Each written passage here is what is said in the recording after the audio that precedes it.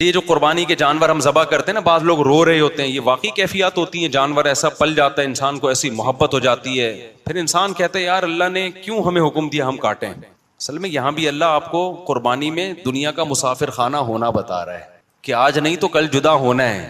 بعض لوگ پالتے ہیں، ہماری والدہ نے بکری پالی تھی، وہ بکری بیچاری بیماری میں مر گئی. وہ اتنی والدہ کو اس بکری سے اور بکری کو ہماری والدہ سے محبت ہو گئی تھی کہ جس دن وہ بکری مر رہی تھی ہماری والدہ ہچکیاں لے لے کے رو رہی تھی. یہاں میں ایک غیر مسلموں کے لیے ایک بات کرنا چاہتا ہوں. بہت سے غیر مسلم یہ کہتے ہیں کہ مسلمان بڑے ظالم ہوتے ہیں، جانوروں کو کیا کرتے ہیں، بقرعید میں کاٹتے ہیں، رحم دل نہیں ہوتے. یہ بات 100% غلط ہے. ہم جب جانور پالتے ہیں نا تو ہمیں کاٹتے ہوئے اس پہ ترس بھی آتا ہے اور ہمارا دل بھی دکھتا ہے. ایسا نہیں ہے کہ دل نہیں دکھتا. سوال پیدا ہوتا ہے پھر کاٹتے کیوں ہیں؟ بھائی اگر تم مشورہ دیتے ہم نہیں کاٹتے. یہ حکم کون دے رہا ہے؟ اللہ حکم دے رہا ہے. اللہ کہہ رہے میری محبت اور اس کی محبت میں ترجیح کس کو دیتے ہو؟ اللہ کے مقابلے میں، کیونکہ پیدا کس نے کیا ہے؟ اللہ نے کیا ہے. تو ہم اس اللہ کو مانتے ہیں جس کے لیے ہمیں قربانی دینی پڑے. جبکہ آپ جس اللہ کو مان رہے ہو اس اللہ کا سوائے عرش پہ بیٹھا ہوا آپ کے ساتھ اور کوئی رشتہ ہے ہی نہیں. جب بھی کوئی آپ سے محبت کرتا ہے تو محبت کا امتحان لیتا ہے کہ نہیں لیتا؟ تو امتحان لیتا ہے. تو اللہ بھی، اور پھر اس میں ان جانوروں کا بھی فائدہ ہے. وقتی طور پہ تو یہ کٹ رہا ہے، کسی کے کام آ رہا ہے، انسانوں کا پیٹ بھر رہا ہے. اگر یہ نہ کاٹتے تو یہ جانور بوڑھے ہو کے ایسے ترس ترس کے مرتے جیسے کہ غیر مسلم اولڈ ہاؤس میں مرتے ہیں. نہیں آئی بات؟ میرا خیال ہے سمجھ میں. انسان کا بڑھاپا تو اولاد کی وجہ سے یا رشتہ داروں کی وجہ سے اچھا گزر لیتا ہے، ورنہ آج بوڑھے انسانوں کو نہیں لوگ پوچھ رہے. گورنمنٹ خیال کر رہی ہے تو بوڑھے جانوروں کو کون پوچھے گا؟ یہ گائے اگر بوڑھی ہو جائے اور کاٹنے پر پابندی ہو کہ اس کے جب جوانے کاٹ نہیں سکتے، یا بیل کی بات کر لیتے ہیں، کاٹ نہیں سکتے، تو یہ کیا ہوگی؟ بڑھاپے تک پہنچے گی کہ نہیں پہنچے گی؟ تو بڑھاپے میں تمہارا باپ اس کا پیٹ بھرے گا. ابے کیا ہو گیا؟ یہ جو گائے ہے نا یا بیل ہے، یہ وہ جانور ہے جس کا پیٹ انسان بھرتے ہیں. یہ خود سے اپنا پیٹ نہیں بھر سکتے. ان کو بہت زیادہ خوراک چاہیے. حتیٰ کہ گاؤں دیہاتوں میں بھی رہتے ہیں تو انسان ان کا پیٹ بھرتے ہیں. زمین پہ چرنے کے لیے چھوڑیں گے تو ان کے لیے اسپیشل گھاس لگانی پڑتی ہے.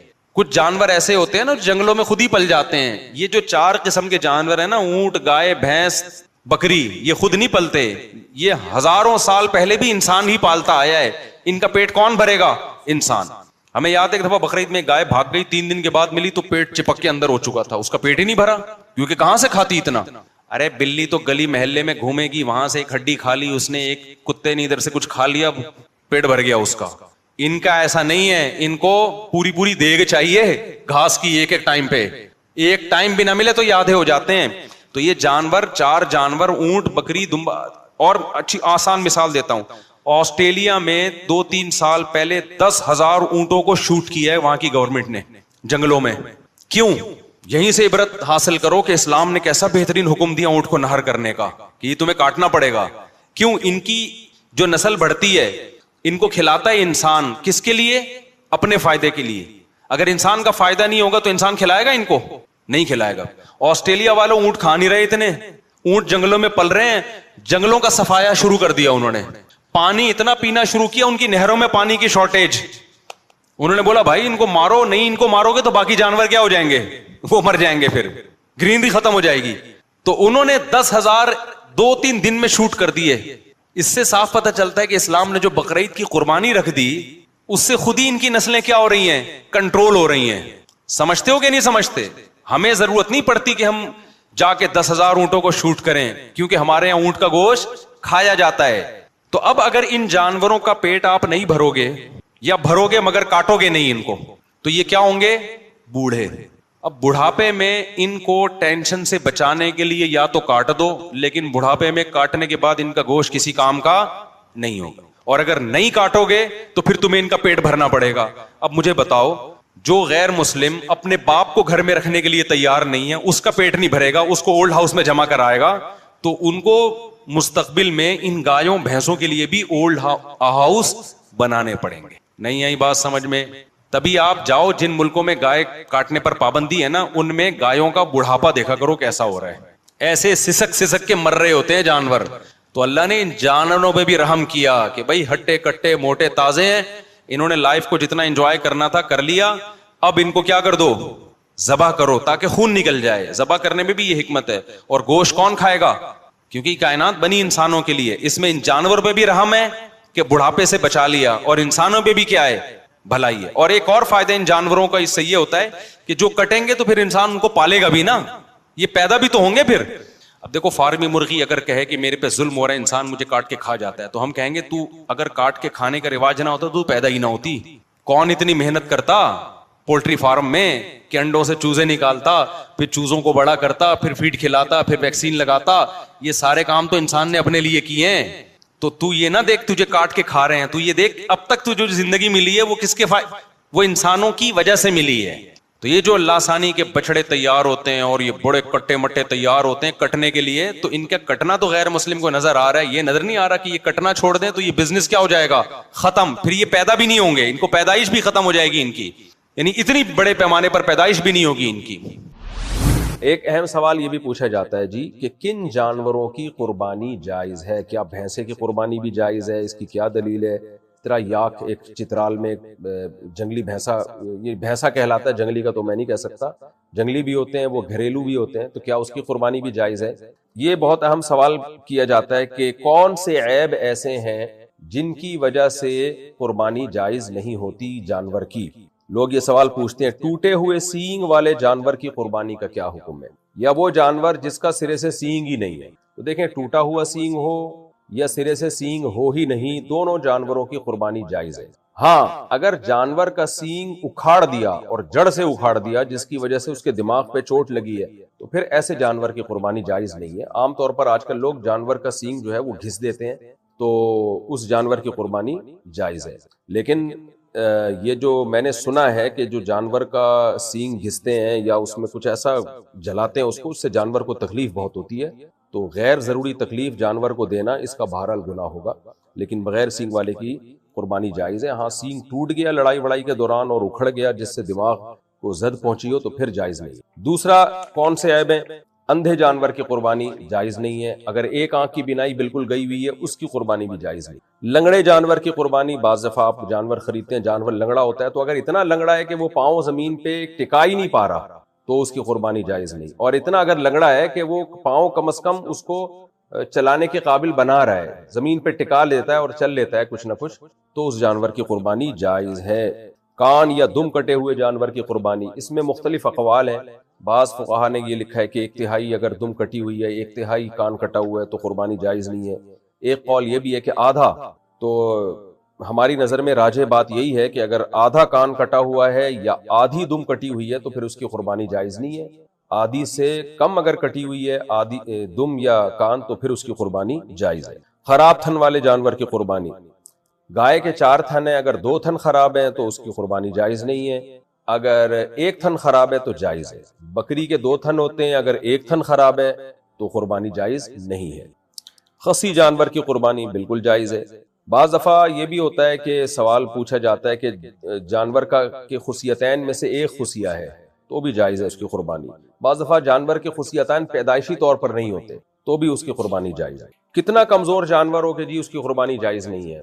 اگر جانور اتنا بڈھا یا اتنا کمزور ہو چکا ہے کہ اس سے بیچارے سے چلا ہی نہیں جا رہا اور وہ قربان گاہ تک بھی چل کے نہیں جا سکتا, آپ نے یہاں سے 10 میٹر دور تک لے کے جانا ہے اس کو قربانی کرنے کے لیے, تو وہاں بھی اس کو آپ اسٹریچر میں اٹھا کے لے کے جا رہے ہیں, اتنا کمزور ہو گیا تو وہ تو بیچارہ پہلے ہی قربان ہو چکا ہے. اس کو مزید قربان کرنے کی کوشش نہ کریں آپ. اتنا ہو کہ چل سکتا ہو اپنے پاؤں پہ, تو جب تک اتنا ہے کہ اپنے پاؤں پہ چلنے کی اس میں طاقت ہے ایسے جانور کی قربانی جائز ہے. یہ بھی سوال پوچھا جاتا ہے جی گائے میں 7 افراد کی شرکت لازم ہے. اچھا اس سے پہلے ایک اہم سوال کہ معذور جانور کی قربانی تو جائز نہیں ہے, جیسے ہم نے بتایا ٹانگ ٹوٹی ہوئی ہے اتنی کہ زمین پہ ٹکا ہی نہیں سکتا وہ. بعض دفعہ جانور کو گراتے ہوئے قربانی کرتے ہوئے وہ معذور ہو جاتا ہے, تو خوب سمجھ لیں اگر قربانی کے لیے جانور کو گراتے ہوئے اس میں کوئی عیب پیدا ہو گیا تو اس عیب سے کچھ نہیں ہوتا, ایسے جانور کی قربانی جائز ہے. بعض دفعہ اتنے موٹے تازے بیل ہوتے ہیں کہ آپ جب ان کو گرا رہے ہوتے ہو تو 2-4 بندے وہ پہلے گرا چکا ہوتا ہے, اور پھر اس کو گراتے ہوئے اس بیل کی ٹانگ ٹوٹ گئی یا آنکھوں کی بینائی چلی گئی, تو چونکہ وہ قربانی کے دوران ہی کا ایک پروسیس ہے, قربانی کے دوران کا ہی ایک عمل ہے, تو اس سے کوئی فرق نہیں پڑتا, ایسے جانور کی قربانی بھی جائز ہے. اسی سے ایک مسئلہ یہ بھی ہے کہ بعض جانور بڑے وحشی ہوتے ہیں، آپ کے قابو میں وہ آتے ہی نہیں ہیں، تو ایسے جانور کو پہلے فائر کرنا پڑتا ہے، گولی مارنی پڑتی ہے، اس کے بعد جا کے وہ قابو میں آتے ہیں۔ تو شرعاً یہ بھی جائز ہے کہ اگر کوئی ہٹا کٹا موٹا بیل بھینسا قابو میں ہی نہیں آ رہا آپ کے، تو آپ نے اگر اس کو فائر کیا، گولی ماری اور گولی سے وہ مرا نہیں، تو آپ نے فوراً جا کے مرنے سے پہلے پہلے اس کو ذبح کر دیا تیز دھار والی چھری سے، تو بھی اس کی قربانی جائز ہے۔ البتہ آپ نے اس کے گولی ماری اور گولی سے وہ مر گیا، آپ کے ذبح کرنے سے پہلے پہلے وہ مر گیا، تو پھر اب اس کی یعنی وہ قربانی آپ کی نہیں ہوئی ہے، اور وہ گوشت بھی آپ کے لیے حلال نہیں ہے، وہ مردار کے حکم میں ہے، کیونکہ قرآن مجید نے الموقوذہ، وہ جانور جس کو پتھر سے مارا جائے، اس جانور کو حرام شمار کیا۔ تو گولی بھی پتھر ہی کی طرح ہوتی ہے، فرق صرف یہ ہے کہ ایک پتھر وہ ہوتا ہے جو آپ ہاتھ سے پھینکتے ہو، ایک پتھر وہ ہوتا ہے جس کے لیے آپ ایک مشین استعمال کرتے ہیں تاکہ اس کی اسپیڈ بڑھ جائے۔ البتہ گولی اگر دھار والی ہے، یعنی آگے اس کے تیز باریک نوک ہے، جیسے تیر میں ہوتی ہے نوک، تو پھر دھار والی کوئی بھی چیز سے جب آپ جانور کا شکار کریں گے تو پھر شریعت نے ہمیں یہ آسانی دی ہے کہ اگر آپ نے وہ شکار بسم اللہ اللہ اکبر پڑھ کے آپ نے گولی چلائی، جس گولی کی آگے تیز نوک ہو، صرف نوک کافی نہیں ہے، گول نوکیں ہوتی ہیں بندوقوں کی، وہ اس سے کوئی فرق نہیں پڑتا، تیز دھار والی نوک ہو، یا تیر آپ نے مارا جانور پر اور وہ جانور گر گیا، آپ کے پہنچنے سے پہلے پہلے وہ مر گیا، تو بھی حلال ہے۔ لیکن یہ جب ہے جب دھار ہو آگے گولی کی یا تیر کی، تو پھر اگر آپ کے پہنچنے سے پہلے جانور ہلاک ہو گیا تو حلال ہے۔ ہاں، آپ پہنچے اور اس وقت زندہ تھا تو پھر آپ پر لازم ہے کہ اس کو ذبح کر دیں۔ اب آپ نے جانور پر تیر چلایا یا دھار والی گولی جس کے آگے تیز نوک ہوتی ہے، بسم اللہ اللہ اکبر پڑھ کے آپ نے اس بھینسے پہ فائر کیا، آپ قریب گئے تو اس میں جان تھی، لیکن آپ نے کہا چونکہ میں نے تیز دھار والی گولی سے یا تیر سے میں نے اس کو مارا ہے تو جان تو ہے اس میں، لیکن اب میں ذبح نہیں کرتا، تو اب وہ حرام ہو گیا، کیونکہ آپ پر لازم تھا کہ آپ فوراً اس جانور کو ذبح کر لیتے۔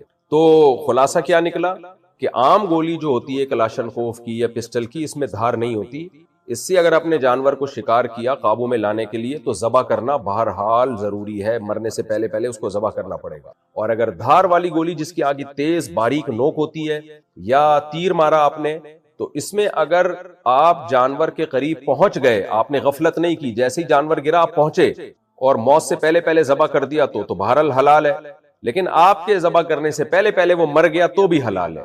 لیکن اگر آپ نے غفلت کی، آپ نہیں گئے وہاں پہ اور اسے تڑپ کے مرنے دے دیا اپنی موت، پھر وہ حلال نہیں ہے۔ اور ایسا کر لینا چاہیے، آج کل بعض بیل اتنے تگڑے ہوتے ہیں، پورے محلے کو انہوں نے عذاب میں ڈالا ہوا ہوتا ہے، خود ذبح ہونے سے پہلے پہلے وہ 2-4 بندوں کو ذبح کر چکے ہوتے ہیں، تو ایسے موقع پہ شریعت کی گنجائش سے فائدہ اٹھانا چاہیے، بجائے اس کہ لوگوں کی جانوں کو رسک میں ڈالا جائے، تو کسی فائر وغیرہ سے ایسے خطرناک قسم کے جانوروں کو شوٹ کر دینا تاکہ وہ قابو میں آ جائیں، کچھ تھوڑا سا خون نکل جائے تاکہ وہ زمین پہ گر جائیں، تو اس میں کوئی حرج ہے نہیں، کر لینا چاہیے ایسا اگر مجبوری ہو۔ اچھا، ایک اہم سوال یہ بھی پوچھا جاتا ہے جی کہ کن جانوروں کی قربانی جائز ہے؟ کیا بھینسے کی قربانی بھی جائز ہے؟ اس کی کیا دلیل ہے؟ طرح یاک ایک چترال میں جنگلی بھینسا، یہ بھینسا کہلاتا ہے، جنگلی کا تو میں نہیں کہہ سکتا، جنگلی بھی ہوتے ہیں، وہ گھریلو بھی ہوتے ہیں، تو کیا اس کی قربانی بھی جائز ہے؟ تو خوب سمجھ لیں، ہمیں 4 جانوروں کی قربانی کا حکم دیا گیا ہے، بیل جس میں گائے بھی آتی ہے یعنی نر مادہ، دمبا بھیڑ یہ بھی اسی میں آتے ہیں، بکرا بکری اور اونٹ۔ تو بھیڑ میں بھیڑ دمبا یہ سب چیزیں اس میں آتی ہیں، چکی والا ہو چاہے چکی والا نہ ہو۔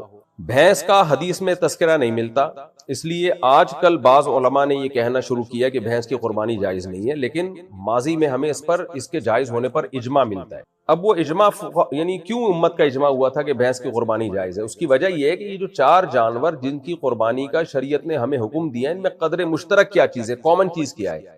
ایک تو یہ کہ یہ چوپائے ہیں، نمبر 2 یہ پالتو ہوتے ہیں، گھریلو ہوتے ہیں، تو اس لیے حضرات فقہاء کرام کا اس پر ماضی میں اجماع ہو چکا ہے کہ بھینس بھی گائے کے حکم میں ہے، میڈیکلی نہیں ہے، شرعی لحاظ سے گائے کے حکم میں ہے وہ، تو بھینس کو گائے پر قیاس نہیں کیا گیا ہے، بلکہ بھینس کو قربانی کے معاملے میں لاحق کیا گیا ہے گائے کے ساتھ، یعنی گائے کی جنس میں شامل کیا گیا ہے، کیونکہ وہ بھی چوپایا ہے، بیسک منافع اس کے بھی وہی ہیں جو گائے کے ہوتے ہیں، بنیادی منافع، اور ہے بھی پالتو، یعنی جنگلی نہیں ہوتی ہے، گھریلو ہوتی ہے، اسی وجہ سے جنگلی بھینسے کی قربانی جائز نہیں ہے۔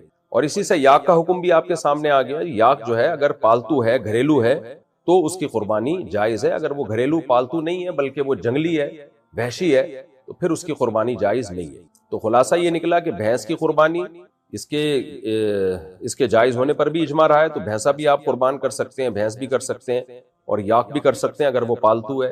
اور بکرا بکری وغیرہ تو سب کو معلوم ہی ہے. تو ان جانوروں کی قربانی بھی جائز ہے. البتہ ہرن کی قربانی، شتر مرغ کی قربانی یہ جائز نہیں ہے، کیونکہ یہ جنگلی جانور ہیں، اور شتر مرغ تو چوپایوں میں اس کا شمار ہوتا بھی نہیں ہے. اسی طرح یہ جو مارخور ہے اس کی بھی قربانی جائز نہیں، کیونکہ یہ بکروں کی اقسام میں آتا ہے، لیکن یہ گھریلو نہیں ہوتے، یہ بلکہ یہ وحشی اور جنگلی جانور ہوتے ہیں. تو اس لیے مارخور کی قربانی بھی جائز نہیں ہے. جانور کی عمر کتنی ہو، یہ بھی سوال پوچھا جاتا ہے. کیا 2 دانت کا ہونا ضروری ہے؟ بالکل ضروری نہیں ہے.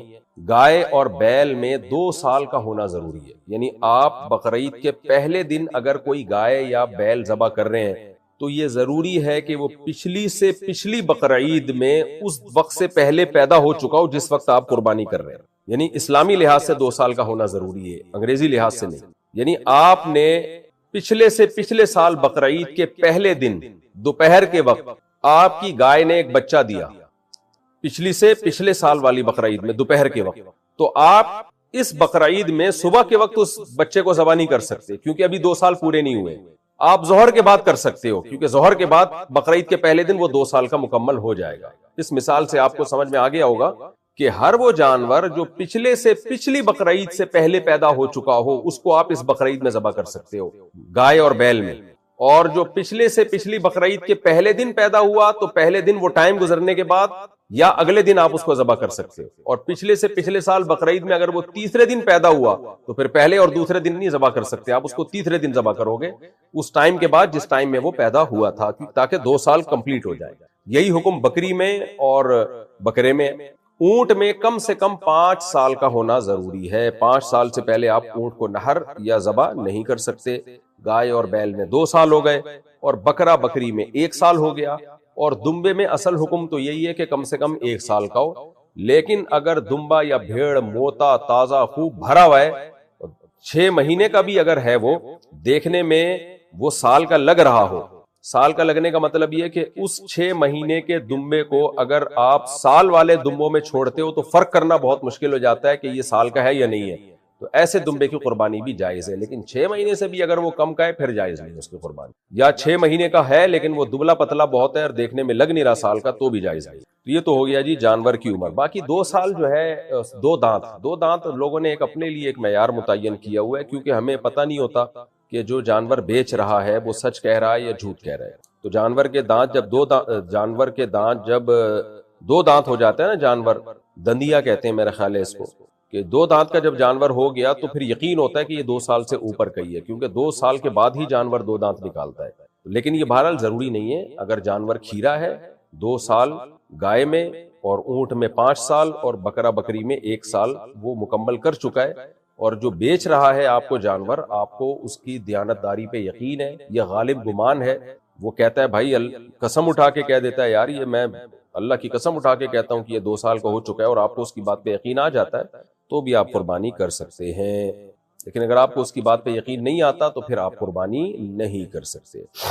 حرام آمدن والے کو گائے کے حصے میں شامل کرنا، جس کے بارے میں پہلے سے پتا ہو کہ اس کی ٹوٹل آمدن حرام ہے. ٹوٹلی اس لیے کہہ رہا ہوں کہ بعض لوگ مکس کما رہے ہوتے ہیں، حلال بھی حرام بھی. تو اس میں تو دیکھا جائے گا اگر زیادہ حلال ہے تو پھر حلال ہی ہم یہی سمجھیں گے ہمیں حلال سے دے رہا ہے، زیادہ حرام ہے تو ہم یہ سمجھیں گے ہمیں حرام سے دے رہا ہے. تو لیکن اگر پتہ نہیں ہے تو پھر جائز سمجھا جائے گا، کیونکہ ہمیں بدگمانی کی اجازت نہیں ہے. لیکن اگر آپ کو پتہ چل گیا بھائی اس آدمی کی جو سورس آف انکم ہے وہ زیادہ تر یہ حرام ہی کماتا ہے، اوپر کی آمدن اس کی زیادہ ہے، تو پھر آپ اس سے یہ کہیں گے بھائی آپ اپنے حلال پیسوں سے قربانی کرو. اگر اس نے حلال الگ سے نکال کے رکھے ہوئے وہ لا کے دیتا ہے تو آپ اس کی بات پہ یقین کر لیں.